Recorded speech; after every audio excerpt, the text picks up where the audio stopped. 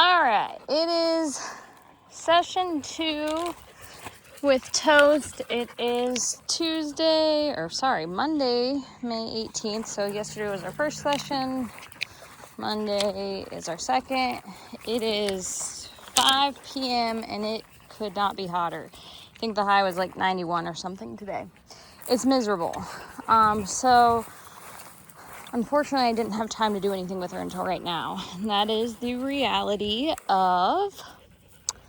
I'm trying to figure out how to set this up. That is the reality of having a bunch of client dogs. Right now I have Hal, the pointer, I have Piper, the lab, and I have Purdy, the small Munsterlander. And so obviously all those dogs take priority. I did a session with Olive today on recall. Goodness gracious, we have not had rain in forever.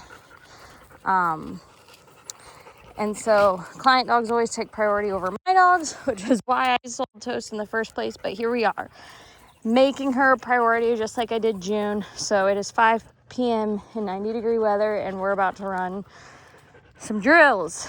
I would face myself, but I'm so sweaty, I'm not going to bother anyone with...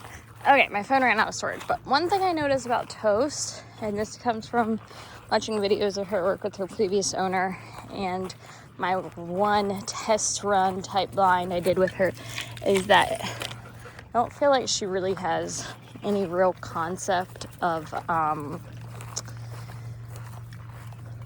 moving with you in order to have a good initial line. Like you say, heel or heel, and those don't mean a whole lot.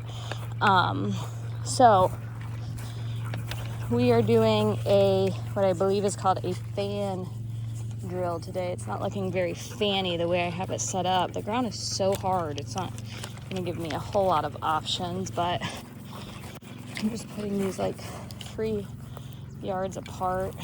I'm going to do a fan drill because that's having good initial lines is so important to me.